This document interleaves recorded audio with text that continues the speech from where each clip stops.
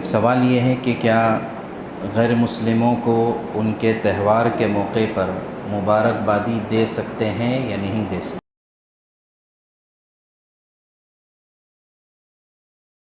تو اس سلسلے میں دیکھیے ایک اصولی بات تو یاد رکھیں کہ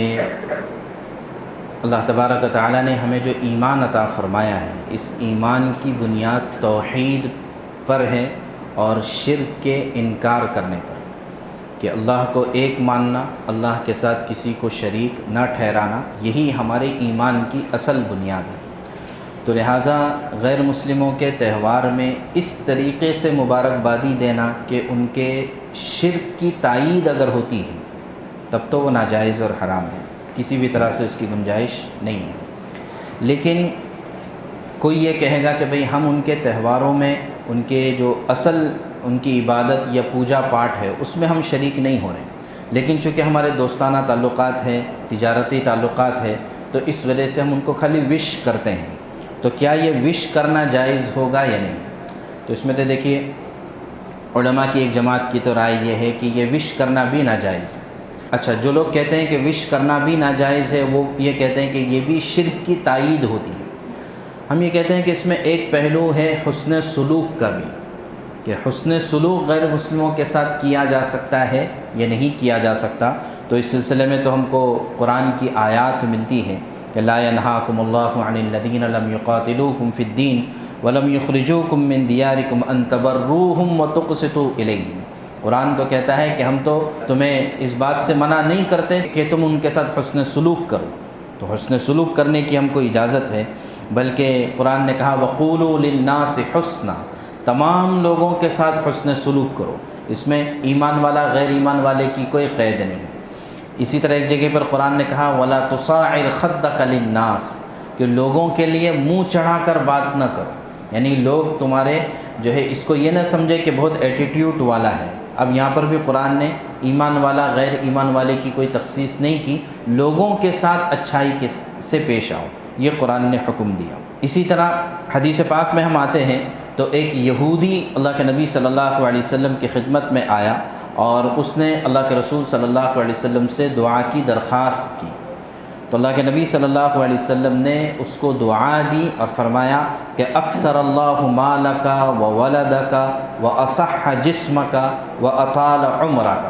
کہ اللہ تبارک تعالیٰ تمہاری مال میں، تمہاری اولاد میں برکت دے، اللہ تمہیں جسمانی صحت اور سلامتی عطا کرے، اور اللہ تمہاری عمر کو لمبا کرے۔ تو ایک یہودی کو اللہ کے رسول نے دعائیں دی ہے،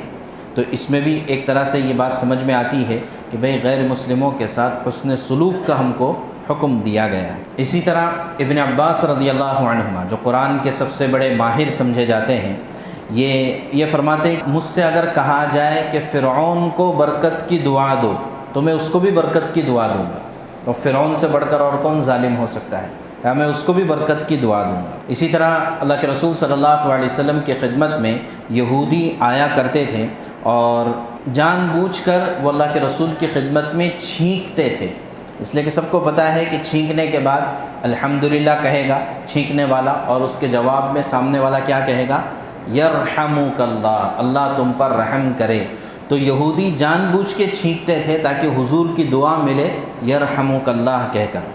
تو اللہ کے نبی صلی اللہ علیہ وسلم جو ہے ان کو دعا دیا کرتے تھے، اور کبھی فرمایا کرتے تھے یہدیکم اللہ ویصلح بالکم، کہ اللہ تبارک تعالیٰ تم کو ہدایت دے دے اور تمہارے کاموں کو درست کر دے۔ تو پتہ یہ چلا کہ اگر غیر مسلموں کے ساتھ ہمیں حسن سلوک کرنے کا حکم دیا گیا ہے، اللہ کے رسول صلی اللہ علیہ وسلم نے ان کو دعائیں بھی دی ہے، تو لہٰذا صرف اگر ان کو وش کرنے کی حد تک، وہ بھی اگر ضروری ہو، تو اگر آدمی اگر وش کر لے، جیسے کبھی یہ موقع آ رہے ہیں، دیوالی کا موقع ہے اور دیگر مواقع رہتے ہیں، تو اگر کوئی وش کر لے تو اس کی اجازت ہے، اس کی گنجائش ہے۔ کیوں اجازت اور گنجائش کیوں ہے؟ ایک تو میں نے بتایا کہ حسن سلوک میں یہ چیز آتی ہے، دوسری بات یہ کہ جب ہمارے تہوار کے موقع ہوتے ہیں، عید کا اور دیگر چیزوں کا موقع ہوتا ہے، تو ظاہر ہے کہ وہ ہم کو مبارکبادی دیتے ہیں۔